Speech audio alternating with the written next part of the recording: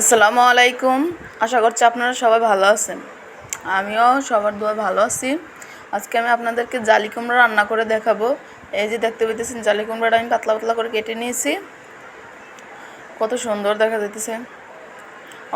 Tilapia মাছ দিয়ে একটু ঝোল করবো আর কি।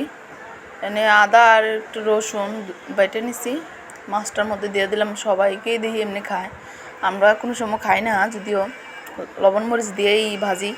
তো আজকে আবার একটু রসুন আদা বাটা দিয়ে দিলাম, ভালোভাবে মাখাই নিতেছি। তারপর মশমশো করে তেলে ভাজে নেবো। ওই যে এগুলা ধুয়ে নিলাম, ধুয়ে একটা বলে ধুইলাম। কড়াইতে তেল দিয়ে দিছি আর মাছগুলো দিয়ে দিলাম। এগুলো আর এখন দেখাবো না, একদম তরকারির শেষে দেখাবো আর কি, ভাজা উঠাই নেব। যে পেঁয়াজ দিয়ে দিছি কড়াইতে, একটু হালকা মশমশা হওয়ার পরেই দেখাইলাম। হলুদ দিয়ে দিলাম, হলুদ একটু আগে দিলাম, কারণ নাহলে হলুদ তো গন্ধ করে, হলুদটা কীরকম জানি।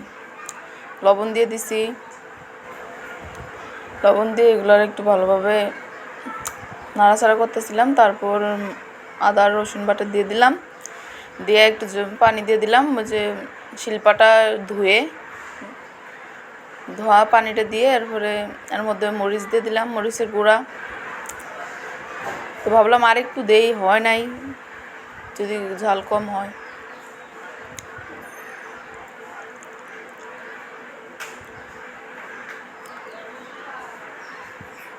এই যে আমার মশলাটা দেখতে পেতেছেন ভালোভাবে কষানো গেছে। আমি আর এক্সট্রা পানি দিব না, ডাইরেক্ট দিয়ে দিলাম জালি কুমড়া দিয়ে। এখন এটার থেকেই পানি উঠবো, দেখতেই পাইবেন পরে।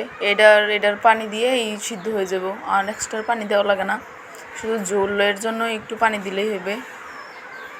এই যে ভালোভাবে নাড়াচাড়া করে নিলাম, এখন ঢাইকে দিতেছি। কিছুক্ষণ পর আইছি, চুলার আঁচ বাড়ানোই ছিল, কিন্তু তাও একটু হালকা কমাই দিলে মনে করেন আরও সুন্দর হইতো, মনে নাই। তারপরে দেখতে পাইতেছেন অনেকটাই সিদ্ধ হয়ে গেছে, একদম নেতাইয়া গেছে কইলেই সারে। তো এই পর্যায়ে পানি দিয়ে দিতেছি, মানে ঝোল তরকারির পরিমাণ মতন। এটা যত অর্ধেক সিদ্ধ হয়ে রয়েছে, এটা আর হালকা একটু দুই একটা পাক উঠলেই নামাইলে আর কি। যে পর্যায়ে আবার একটু ঢেকে দিলাম।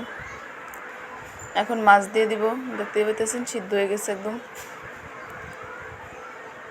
দেখছেন মাছটা অনেক মশমশা করে ভাজি আমি, যদিও আমি মাছটা একটু ঢাইকা দেওয়া নেই, কীরকম ভাঙ্গে যায় এরকম হয়েছে। আপনারা কিন্তু মাছ কখনো তেল ছিটার ভয়ে ঢাকবেন না, ঠিক আছে?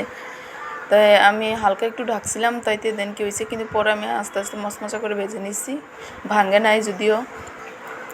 এই যে ভাত নিয়ে বসলাম, পানি ভাত ছিল। আশা করছি ভিডিওটি ভালো লাগছে, ভালো লাগলে লাইক কমেন্ট শেয়ার করে দিন।